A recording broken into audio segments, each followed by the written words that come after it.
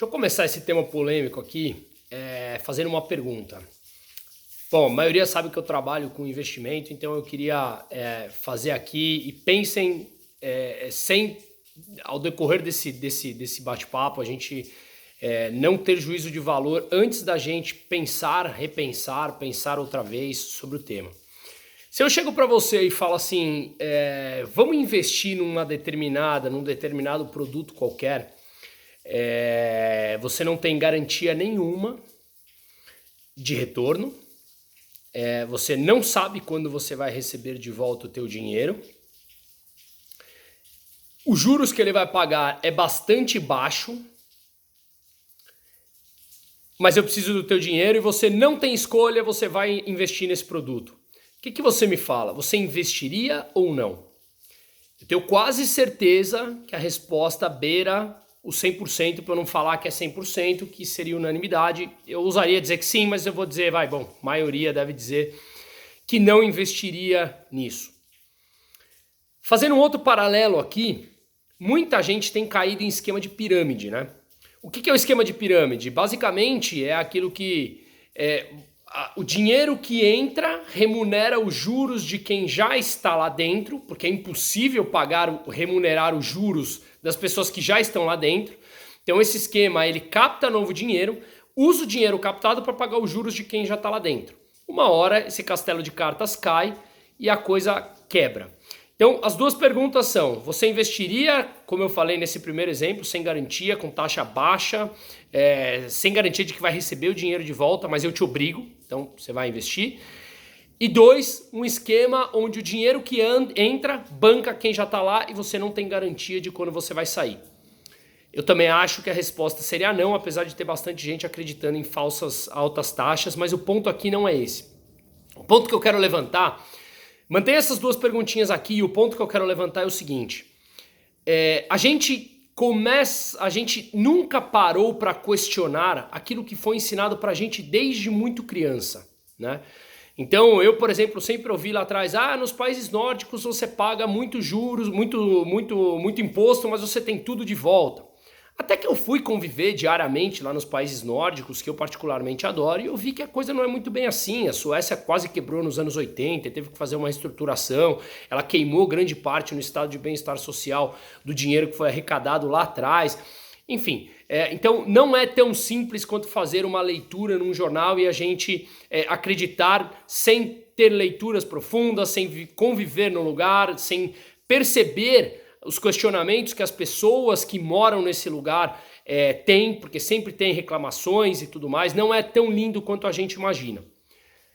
Por que eu estou falando isso? Porque a gente sempre foi levado a acreditar que alguns pilares básicos são obrigações que o Estado tem que nos dar. Vou falar aqui hoje da Previdência. De novo, eu quero que você não faça um juízo de valor sobre o que eu vou falar antes de ter uma leitura mais profunda, deitar a cabeça no travesseiro, pensar. E aí você pode discordar de tudo, mas eu acho que faz sentido. O importante é que a gente levantar um pontinho de interrogação. Tá? Eu sempre questionei muitas coisas que me colocaram, eu não sabia questionar, mas eu olhava para dentro de mim e eu falava, algo tá errado, algo não fecha a conta. Até que eu comecei a estudar sobre isso, né? Sobre teoria austríaca de economia, sobre você não ter um Estado na tua cola para depender, você não ter burocratas defendendo, determinando o destino da nossa vida. E eu comecei a olhar e falar assim, deixa eu entender a Previdência, né? Por que a aposentadoria o Estado tem que nos dar? Se a gente reclama de tudo que o governo nos dá, tudo, em todos os países, tem buraco na rua, a gente reclama. Tem roubo na rua, a gente reclama. Tem roubo no político, a gente reclama. Será que a gente nunca parou para questionar que o sistema é fadado ao erro? Será que a gente nunca parou para questionar que é isso que o político entrega? É buraco na rua, é assalto, uns países mais, outros menos. Você vai na Suécia, vai ter reclamação também lá, e eu vou chegar no ponto aqui da Suécia. Será que não faz sentido a gente olhar e falar, não vamos aceitar alguma coisa pequena? Por que a gente não pode, mesmo que seja alguma coisa boa, a gente tentar melhorar? Então veja, o que é o sistema de previdência, né? Nada mais é do que contribuir para um sistema de forma obrigatória, ou seja, o poder de coerção do Estado. E quando a gente fala poder de coerção, é que ele te obriga a fazer alguma coisa e você não tem escapatória, o que isso para mim é roubo. Quando alguém te obriga a pagar alguma coisa e você não sabe da contrapartida, o poder coercitivo para mim ele é roubo, assim como os impostos. E o ponto é, a gente contribui para um sistema. Esse sistema, a gente não sabe para onde está indo esse dinheiro, nem se daqui 50, 60 anos vai ter garantia de que a gente vai se aposentar.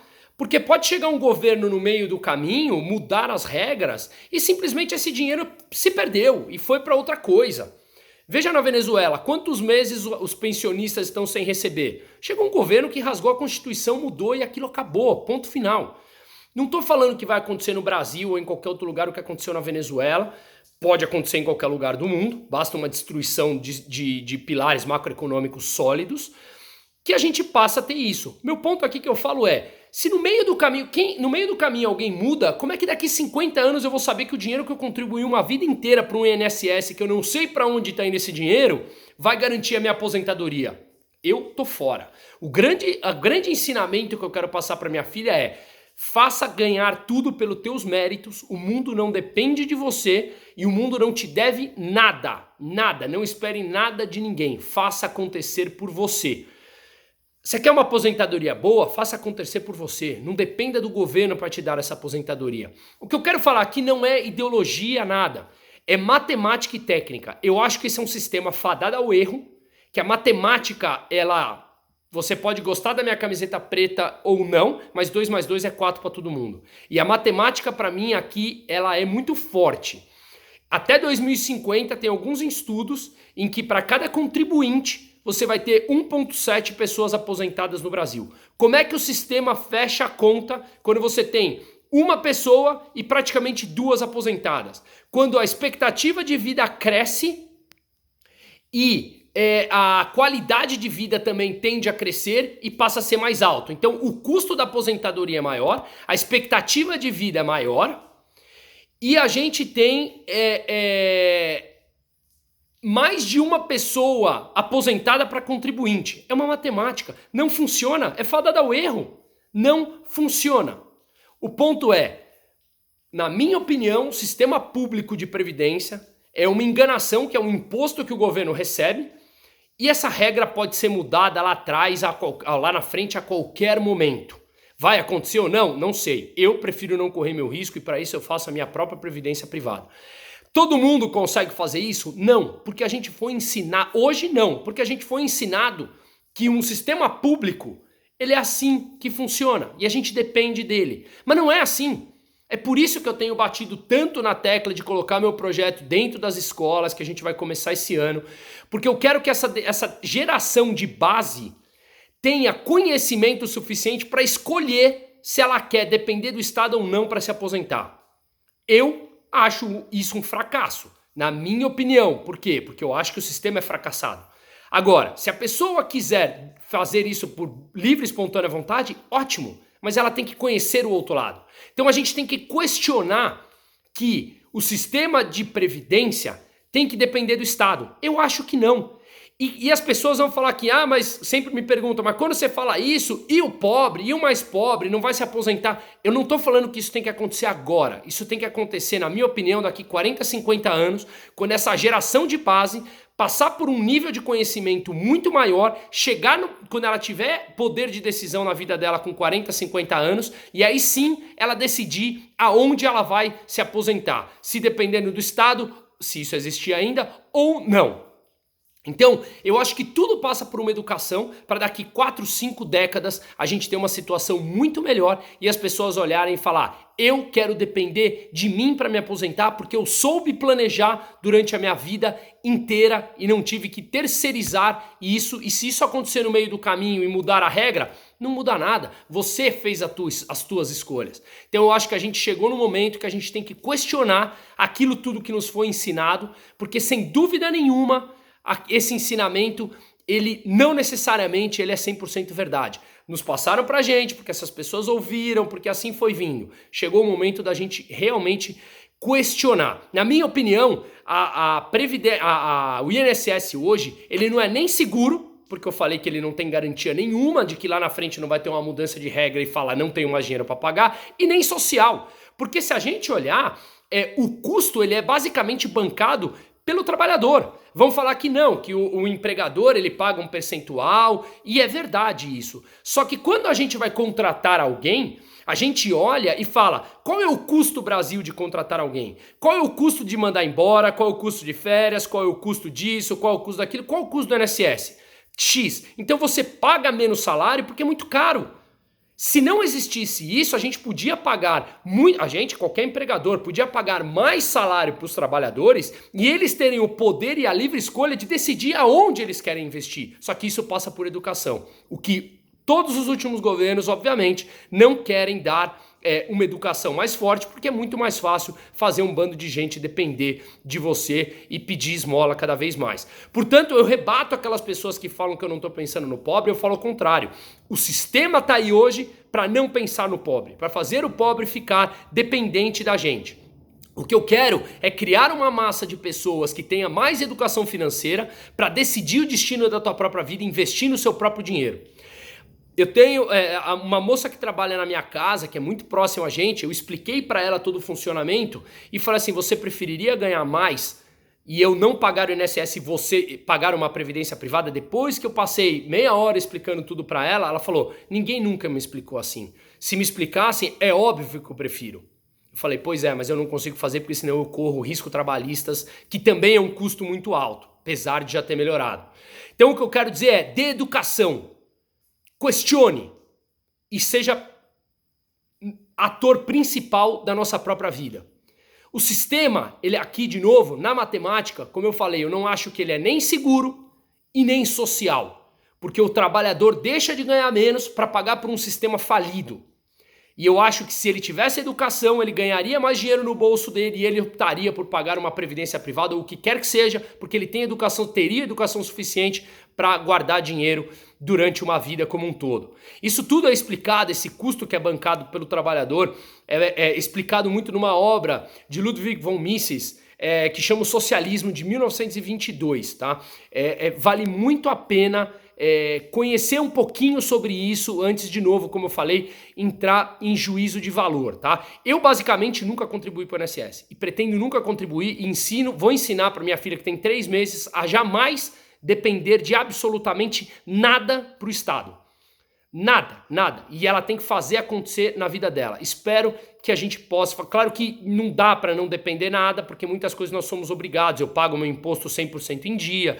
Então, o que eu quero dizer de novo aqui é, vamos focar, senão eu me perco, que o sistema, ele matematicamente e tecnicamente, o sistema é falido.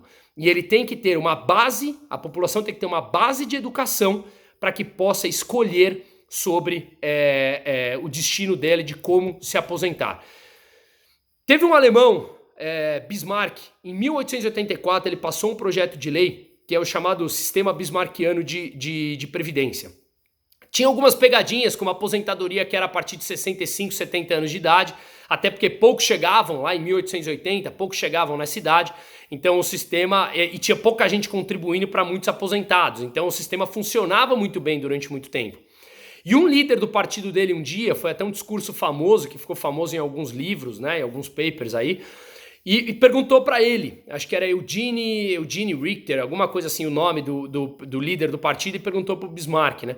Você é consciente que esse projeto de lei que você fez, qual era o projeto de lei? De ter uma obrigatoriedade do povo pagar pela sua previdência, contribuir para o INSS de lá, né? E ele falou, você tem noção de que esse projeto de lei faz com que todo o povo alemão se torne dependente para sempre do Estado? E a resposta de Bismarck foi, é justamente esse o meu objetivo.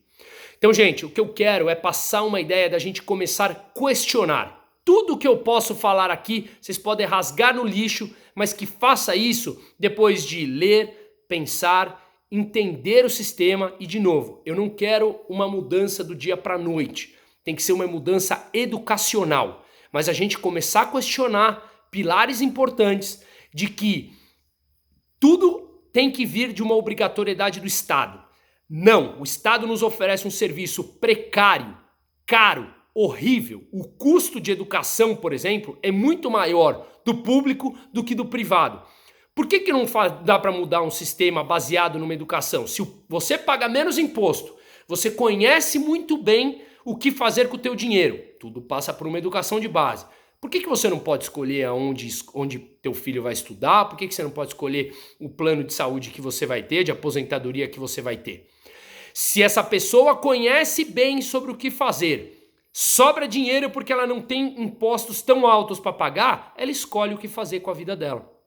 Tudo passa por uma educação que vem aí de 20, 30, 40 anos de educação de base, que é isso que eu prego, que é isso que eu quero começar com esse projeto que a gente está entrando dentro das escolas. Então, de que adianta a gente ter liberdade na Constituição se eu não posso exercê-la?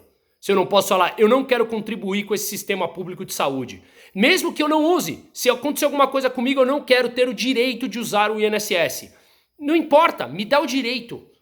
Eu prefiro definir o meu próprio destino. Será que não faz sentido a gente pregar uma educação de base muito mais forte e cada um escolher o seu destino para um serviço que pode ser muito mais eficiente e muito mais barato, gerido pelo mercado privado do que pelo público? Será que não faz mais sentido a gente assumir que o sistema é fadado ao erro e que as pessoas, o político nos engana, a gente aceita, a gente vota, a gente cai nas mentirinhas dele, nós nos decepcionamos, nós questionamos. Gente, se a gente sabe que é fadado ao erro, por que a gente vai nos decepcionar? Vamos brigar por uma educação de base para que as pessoas possam escolher uma gestão que seja de saúde e educação muito mais barata e muito mais eficiente e para todos.